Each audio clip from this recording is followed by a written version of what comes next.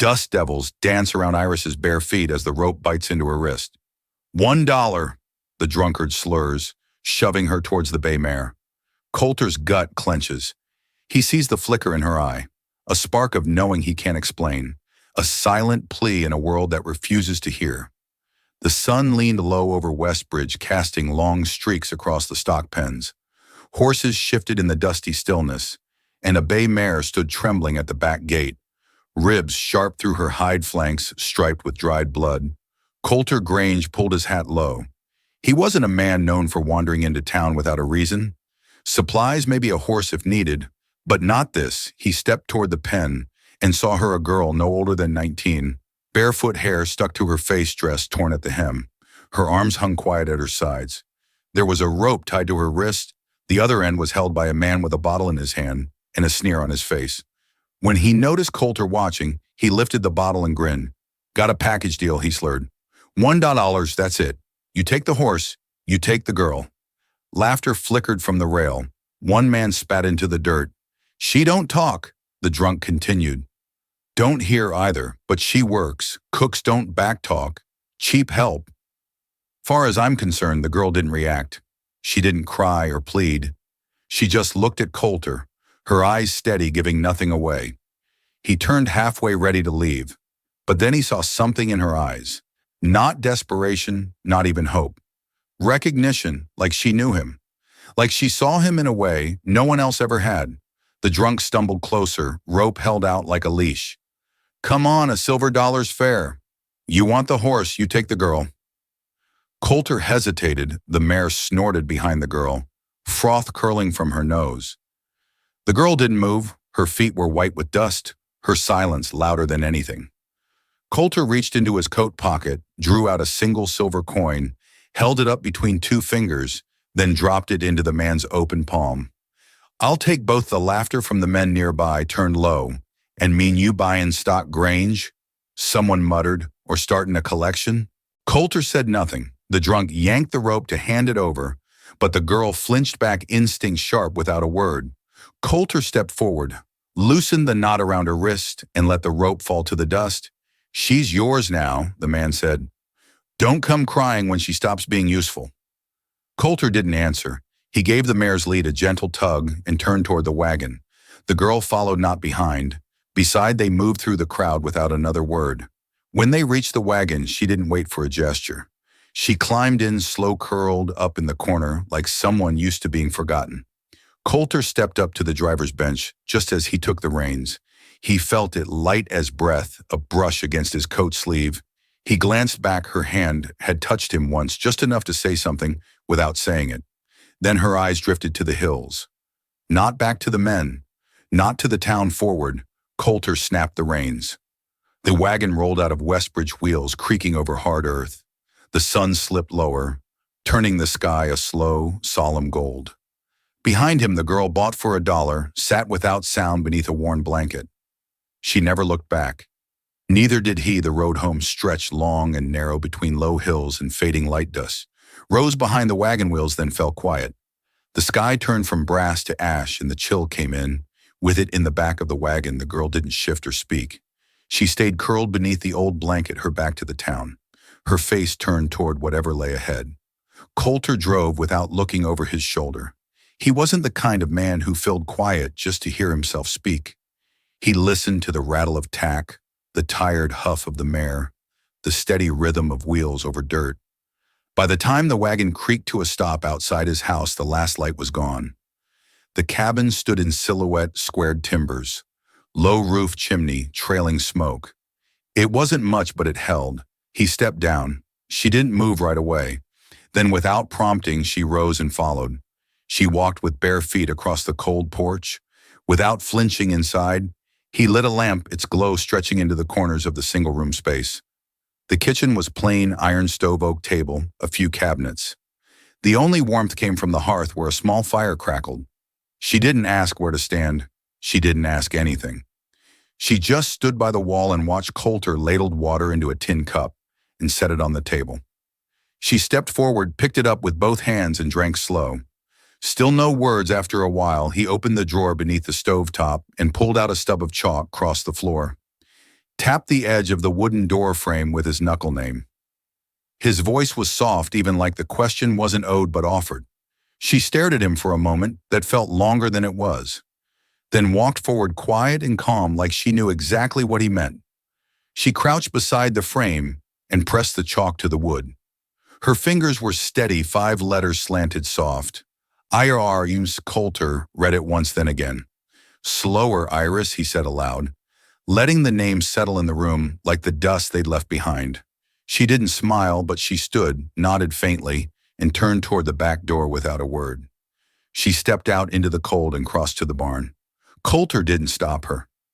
He stood still, looking at the name she'd left behind.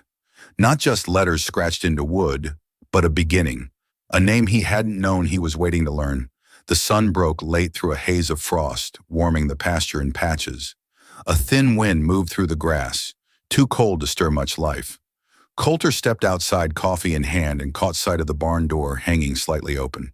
He crossed the yard, boots sinking into thaw-soft ground. Inside, beams of pale light filtered through gaps in the slats. Dust swirled like breath. The bay mare stood trembling in the stall, head low, eyes dulled, but she wasn't alone. Iris knelt beside her.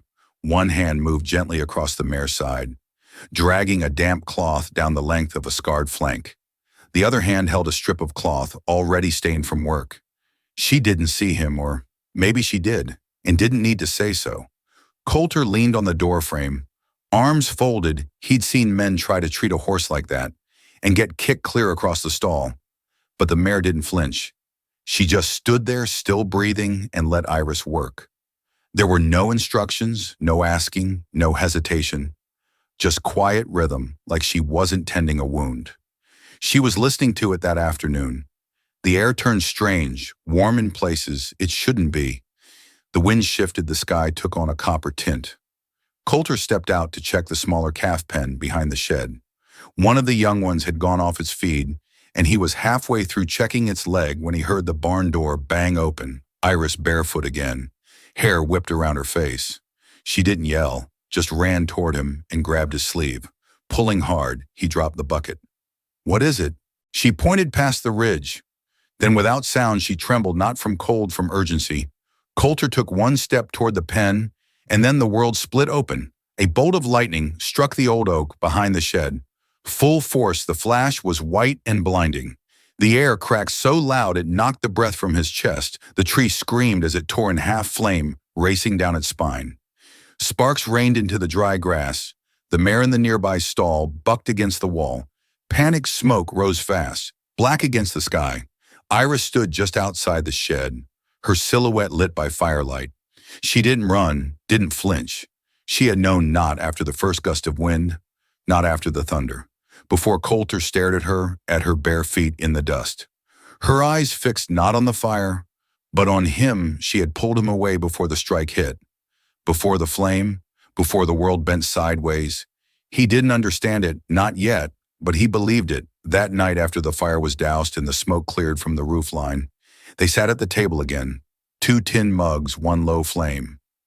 No words. Iris wrapped her shawl tighter, but didn't hunch. Coulter glanced at the silver dollar lying near the stove.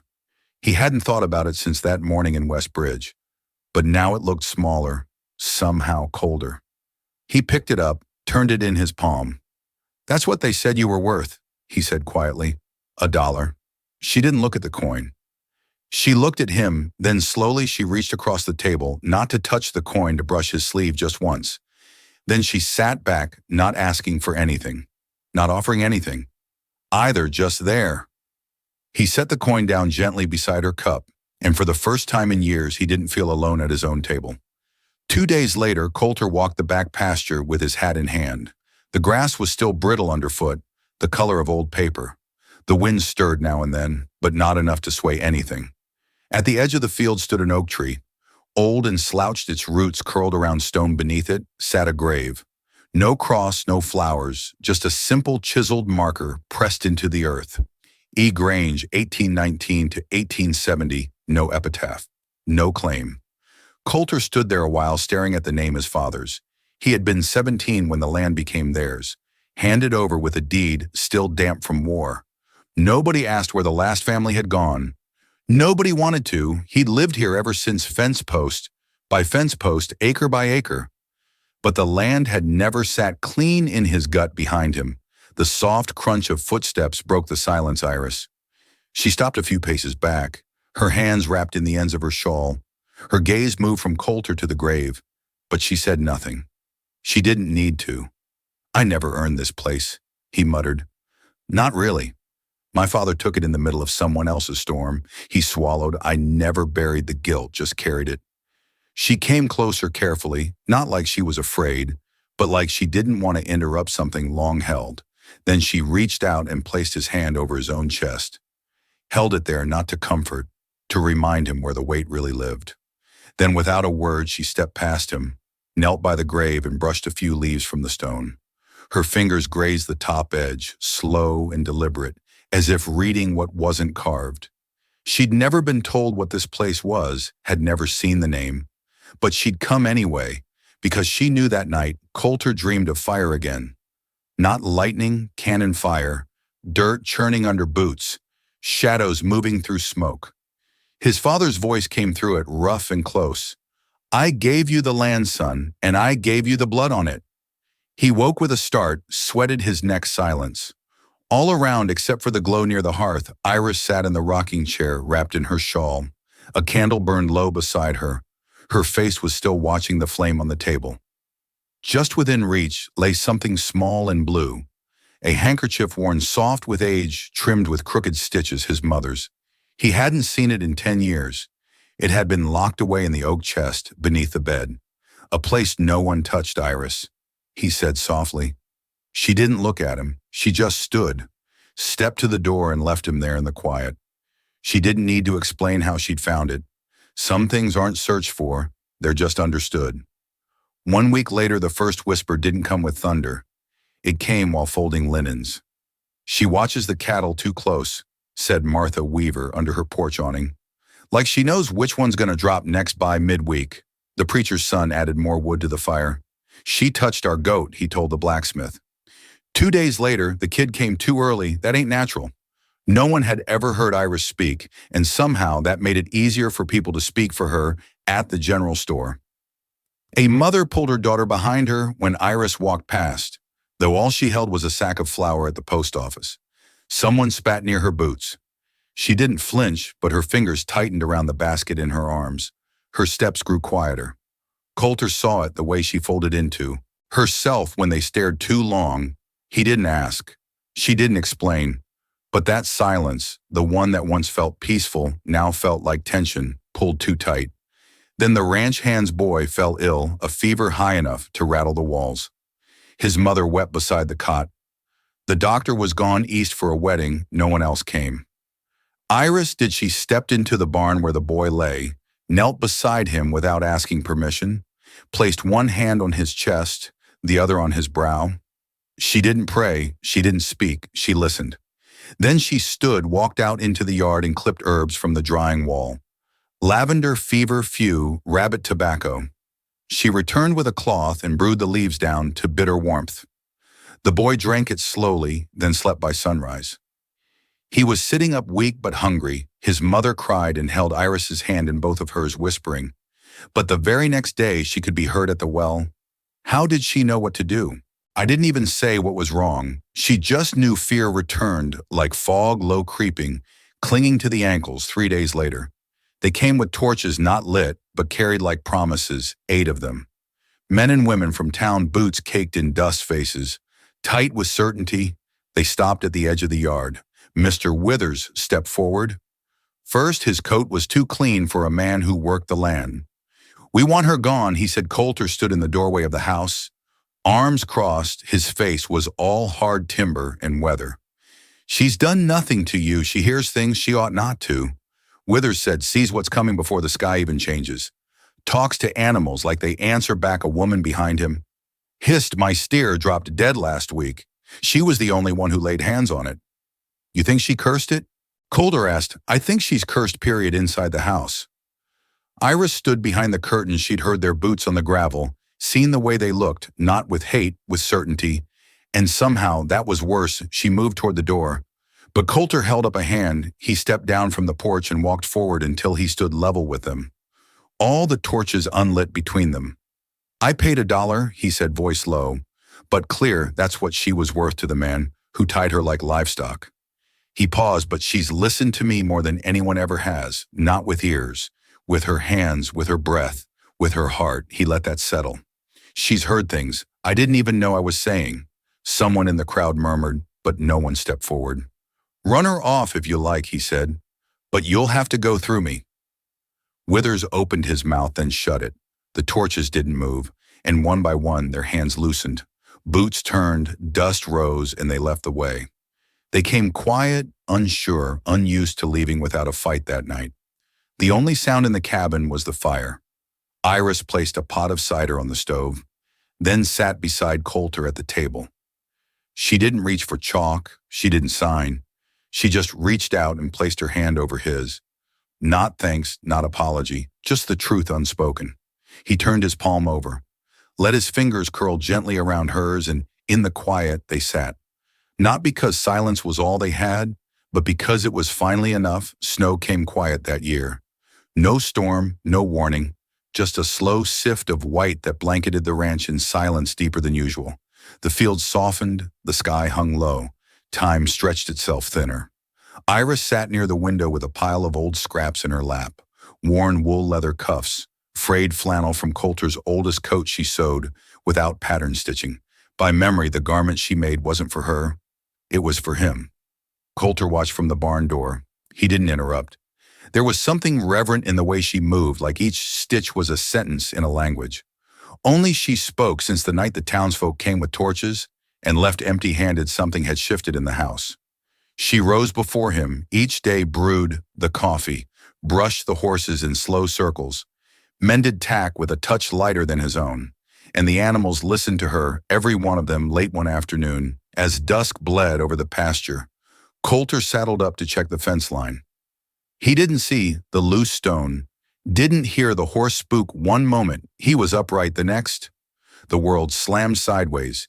His shoulder hit the frozen earth first. The impact snapped something loose in his ribs. He groaned through clenched teeth. Breath stolen, clean away blood, soaked his sleeve where it scraped along a root. He wrapped it the best he could and started walking. Each step sent a pulse through his side that nearly buckled his knees by the time he reached the yard. Dusk had turned to night. Iris burst from the cabin before he even reached the steps. She didn't ask what happened, just moved quick, steady under his arm and into the warmth. She peeled off his coat and sat him by the fire, unwound the cloth, her fingers slow but sure, her brow creased, but she didn't speak. She didn't need to. She cleaned the wound with warm water, crushed yarrow and pine sap into a poultice, and pressed it gently into place. Coulter watched her. "You always know," he whispered. She met his gaze, then without a word she took his hand in both of hers, calloused cold, and raised it to her cheek, held it there, then leaned forward, lips brushing the edge of his injury. Not a kiss to heal a kiss. To understand, the fire snapped. The room didn't move, and neither did he. She sat back without explanation, because none was needed that night after the fire had burned down low. Coulter reached for a slip of paper and wrote in careful squared letters, "I want to hear your heart if you'll let me listen with mine." He slid it across the table. She read it once, then again, then reached not to take it but to touch the words. One finger, then two. Like the truth could be felt through the ink itself. She looked up, her eyes shimmered, not from pain, not even joy. Something deeper. She reached for his hand, then leaned in and kissed him. Not rushed, not uncertain, just real. A quiet promise between two people who'd never needed words to speak. She pulled back close enough that their foreheads brushed, and for the first time since the day he'd seen her at the auction pen, Coulter exhaled like he'd been holding his breath for years. Outside, snow whispered across the eaves. Inside, something warmer than fire settled in the space between them. The frost had lifted just enough to give folks false hope. The bell rang once from the whitewashed chapel on the hill. By the time the sound faded, panic had taken its place. A 7-year-old boy had vanished during morning chores. His mother found one boot at the edge of the woods, nothing more.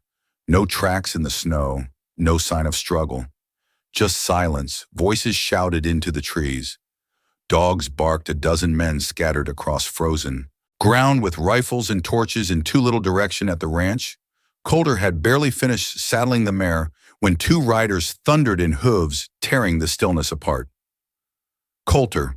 One yelled the Simmons boy, gone. Took to the woods, Wayne's too high for tracks. Coulter reached for his coat, but Iris was already at the door. She didn't ask. She simply stepped into the yard, knelt in the snow and laid both palms flat against the ground. Her brow furrowed, not in confusion, but concentration. Then she pressed her forearms to the earth, then her cheek for a moment it looked like prayer. Then she stood, pointed west, no doubt. No pause, just certainty. Coulter followed no words. The men behind him hesitated, then followed too. They rode through wind-scoured pasture, down into dry creek beds along a game trail, thin with broken branches. Iris didn't lead like she was guessing. She moved like the land was speaking, and she simply understood the grammar. After nearly an hour, they reached a hollow sheltered by a stand of old oak trees, and there beneath the crooked limb of a leaning oak lay the boy curled cold alive. His ankle twisted, his eyes wide with exhaustion and relief. Iris knelt beside him, checked his pulse, his breath, his leg. She didn't smile, didn't cry. She just exhaled slowly, like the weight had finally shifted off her shoulders. Coulter stayed back, hands on his knees, breathing hard. The others stared, not at the boy, at her. She hadn't spoken, hadn't asked a single question, and yet she had found what they couldn't. Later, when word spread through Westbridge, no one called her cursed. No one said strange. They said something else she hears with her heart, and for the first time nobody argued the snow melted slow that year. The land taking its time to wake by March, the creek had thawed, and the pasture turned from frost, bitten gray to pale green. A warm breeze stirred the curtains in the cabin. Birds returned in twos, always quiet, like they knew not to disturb something. Already healing each morning, Iris wrote on the slate nailed by the front door, just a few words, never more than a line. The day will be kind, I feel it. No one asked how she knew, they just believed her. People came quietly now. A boy with a bruised wrist, a widow with a cold that wouldn't lift, no questions, no coins, just trust. Iris would listen, sometimes with her hands, sometimes with her eyes, and when she helped, she never asked for thanks. But they offered it anyway in jars of honey in hand, stitched scarves in silence that meant respect. Coulter saw it all, but more than that. He saw her one evening, the sky pulled soft lilac over the hills. Coulter sat with Iris on the bench beneath the oak tree behind the house. The same one he'd built by hand, the same one where they'd shared many quiet ends to many long days. He handed her a cup of tea still warm, set his own down beside his boots, then turned to her. I was wrong, he said. She looked at him. No confusion in her face, just patience that day, in town when I told them you were the best deal I ever made. He shook his head. You weren't a deal. You were a gift. I just didn't see it right away. The breeze caught her braid. She didn't smile. She spoke soft, unsteady, like dust lifting off a surface untouched for years. I never needed sound. She said, just you. Coulter blinked. He hadn't heard her voice before. Not once, but he'd known her every day. And now with 6 words, she filled the space between them. He reached for her hand. I've been listening, he said, even before I knew how. She leaned in and kissed him. Not like something new, like something that had been waiting, a kiss that carried nothing performative, nothing loud, just the truth of what had already been shared in silence. She rested her forehead against his. Their breaths slowed to the same rhythm for a long moment. Neither moved because there was nowhere else they needed to be. Time passed without ceremony. No clocks were kept on the ranch, no anniversaries marked, but things changed all the same.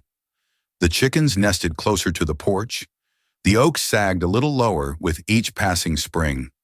Coulter's steps slowed, and Iris's braid turned silver at the edges. Neither of them counted years. They measured time in the way tea cooled, in the rhythm of the horses breathing at dawn, in the way their hands found each other without looking. Children came most mornings now, some from Westbridge, others from farther than that. They came not because they were told to, but because something quiet in them wanted to listen. Iris never taught with words. She showed them how to wait still enough for a rabbit to stay, how to calm a horse with a single open palm, how to read the shift of wind across a fence line and know something was coming long before it arrived. They listened with more than ears, and when one of them finally understood, not just copied but understood, she smiled that small private smile like light breaking gently across frost. The bench beneath the oak still stood. That's where Coulter and Iris sat most evenings, shoulder to shoulder, sharing warmth, breath, and nothing they needed to explain sometimes. He'd pull out the old harmonica, play something without a name, just a string of notes that curved like the hills. She'd close her eyes, lean into his side, and sway. Not because she heard the sound, but because she felt it. Sometimes she'd take his hand, press it to her chest right over her heart one morning as the sky paled into gold. She wrote her message on the slate by the door. "The day will be kind, I feel it." No one asked how she knew, they just believed her in town. They no longer whispered, they said she listens with her heart. Some still doubted, that's the nature of things. But most brought gifts without fanfare.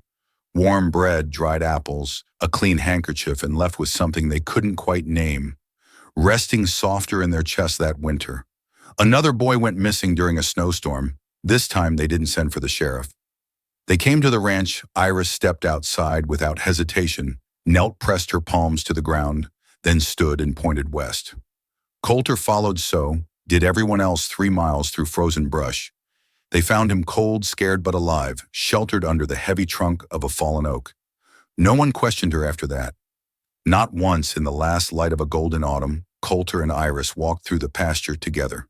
A mare and her foal grazed nearby, and the wind moved gently through the grass, like it remembered everything that had ever happened there at the top of the hill.